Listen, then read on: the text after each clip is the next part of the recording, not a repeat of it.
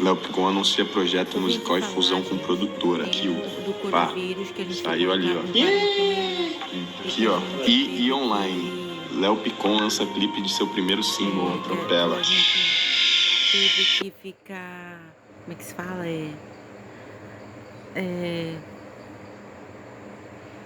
Que a gente teve que ficar de...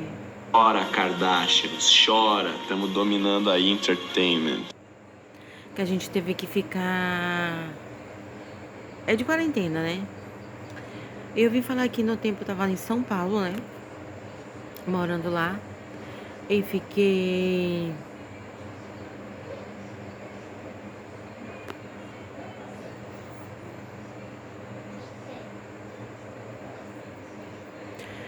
um tempo morando em São Paulo, né? Como eu disse. Eu só comia no restaurante, né? Eu tava trabalhando como manicure, então no tempo da quarentena eu tava trabalhando como manicure no salão. E daí resolvi, como é que se fala?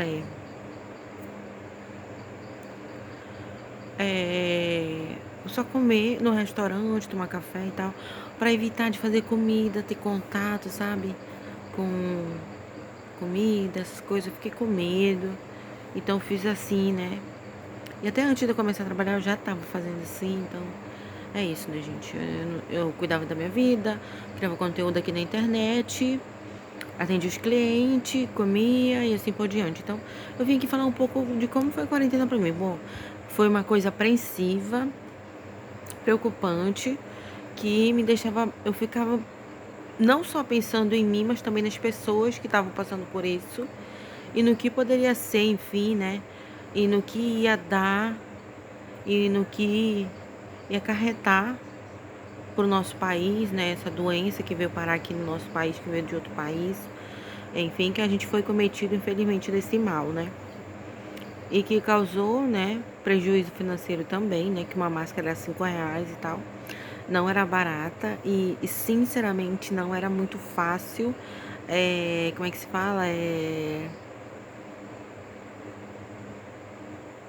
Nem todo mundo tinha R$ 5 para pagar quando esquecia a máscara, por exemplo. E nos ônibus era maior, a gente tinha que passar álcool quando entrava, quando saía. Enfim, não foi fácil, né? E a gente tinha medo de morrer, né? Porque era um vírus que tirava toda a proteção da pessoa e que matava a pessoa, né? Enfim, e é isso, né? Que eu posso dizer. Eu sei que não é fácil, não é difícil, é possível, mas ficar vivo, né? Como a gente tá vivo. Mas que naquele tempo assombrava, né, as pessoas, que as ruas eram praticamente esvaziadas, as pessoas não saíam de casa, não iam para outros estabelecimentos, era assim que foi a Codivírus, né, a quarentena, enfim. É isso, né, gente, foi uma apreensão, medo de morrer e medo de ser contaminado pelo vírus, enfim. Essa é a verdade, né, que o problema não seria você ter dinheiro para comprar uma máscara para sair de dentro de casa. Era o medo de esquecer a máscara, né? E o medo de ser contaminado pelo vírus. Então, foi muito doído, né? E a quantidade de pessoas que morreram também, olha, foram significativamente prejudicial, sim, para o governo, né? Infelizmente, a gente não pode prever o futuro para prevenir uma doença dessa aqui no nosso país. E eu lamento que a gente tenha tido tanta perca, né? E lamento que só agora, depois de alguns anos, que a gente possa falar melhor, pausadamente e de forma mais calma sobre o que aconteceu e que apavorou todo mundo, né?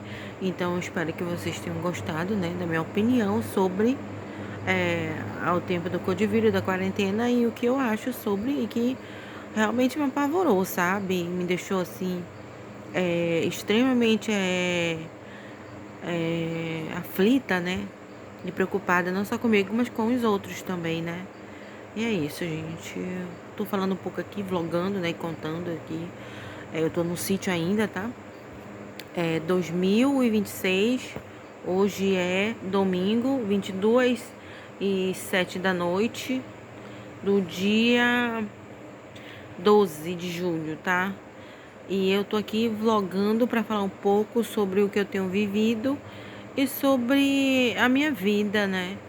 E sobre a minha opinião do que eu vivi no tempo do Codivírus, tá? Lá em São Paulo. Foi muito aflitivo. E eu pensava muito no que estava acontecendo com a minha família, se eles estavam bem. Eles sempre estavam me passando notícias sobre eles para mim saber, né, é, o que estava acontecendo, enfim. Eu espero que vocês gostem e não é uma coisa fácil de falar, é doído. E é isso, né, gente? Melhores e tudo mais.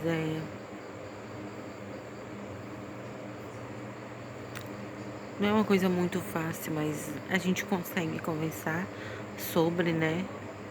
E é isso, graças a Deus na minha família ninguém morreu de codivírus, ninguém foi infectado, as pessoas se cuidaram direito e saíram, né, dessa situação precária. E a gente tá saindo, graças a Deus, até hoje, a gente tá em 2026, a gente ainda tá em estado de alerta, né?